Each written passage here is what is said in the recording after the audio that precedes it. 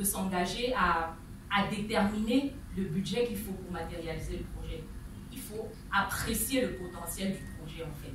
Et cette appréciation, c'est une appréciation juridique. Donc avant de parler de ces aspects spécifiques, j'aimerais qu'on parle dans la généralité, enfin une société de fourniture de services financiers reste une société quand même avec un projet qui est commun aux sociétés commerciales en général. Il est bon pour l'entrepreneur de se poser un certain nombre de questions avant de se lancer. Notamment, quel est le budget qu'il me faut? C'est-à-dire que je sais que voilà, dans 6 mois à peu près, si tout est calé, je peux lancer le projet sur le marché. Combien il vous faut? Il faut être assez rigoureux dans le traitement de ces questions. Comme le disait Rebecca tout à l'heure, il faut être assez sérieux. C'est-à-dire que c'est votre vie qui se joue. Vous devez considérer que votre projet, c'est votre vie. Donc, vous devez traiter tous les aspects de ce projet avec beaucoup de sérieux. Il vous faut du budget, il vous faut du capital de toute façon. Quel est le budget, dans quelle fourchette vous vous situez? Vous devez pouvoir le savoir.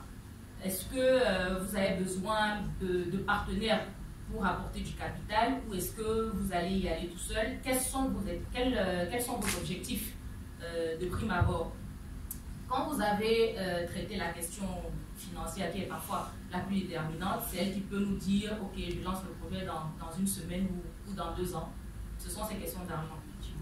Lorsqu'on les a réglées, du moins sur les chiffres, il faut passer à la question de l'existence légale. Comment donner une existence légale à son projet? Comment passer de la phase projet à la phase société? Quel est le type de société qu'on aimerait mettre sur pied? Est-ce qu'on va y aller en solo ou est-ce qu'on va avoir des associés? Si oui, quels sont les associés qu'il nous faut? Il faut faire les bons choix à ce moment-là parce que s'associer dans un projet de société pour une société qui ambitionne de réussir, il faut choisir les bonnes personnes. Et ces bonnes personnes, c'est toujours vous qui allez faire le choix, c'est comme aller se marier en fait. Vous devez savoir avec qui vous allez à la mairie, c'est très important. Très important parce que ça peut devenir très compliqué au fil que la relation évolue. Ça peut être frustrant de réaliser qu'on ne partage pas la même vision. Ça peut être frustrant de réaliser que l'intégrité, c'est une notion qui revient toujours. Finalement, le partenaire qu'on a choisi n'est pas si intègre que ça. Il n'est pas si correct que ça. Ce sont vraiment des questions préalables, mais indispensables pour la réussite de votre projet. Une fois cette question réglée, on revient à la question de la fiscalité.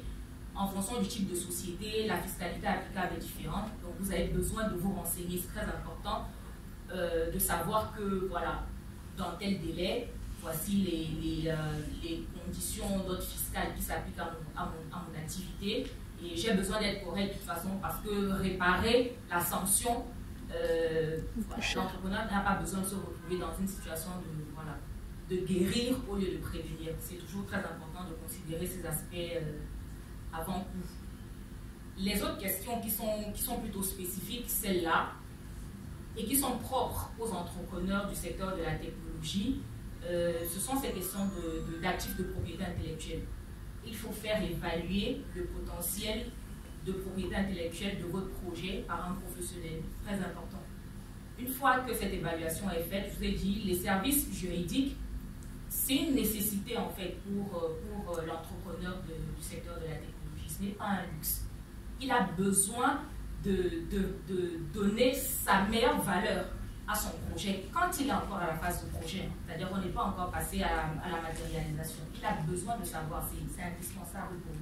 Ça lui permet de se projeter. Même au moment où il se présente pour demander un financement, il y va avec plus d'assurance. C'est très important de faire évaluer le potentiel de propriété intellectuelle de son projet avant de se lancer. L'autre question, une fois qu'on a suffisamment absorbé c'est les contours du projet, quand on passe à la phase de société, il y a des apports. Parfois, on se retrouve en train de vouloir de solliciter un apport, de solliciter un partenariat. Il y a pas mal de questions juridiques qu'il faut régler, qu'il faut formaliser. Donc, ça nécessite souvent d'en dire assez. c'est-à-dire que vous allez vous retrouver dans une situation où vous avez besoin de communiquer un certain nombre d'informations à votre interlocuteur.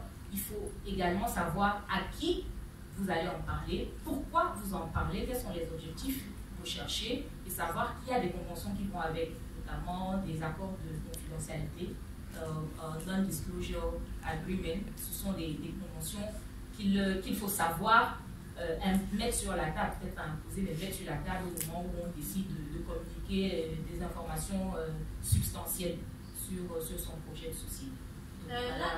Là j'ai envie d'insister sur un aspect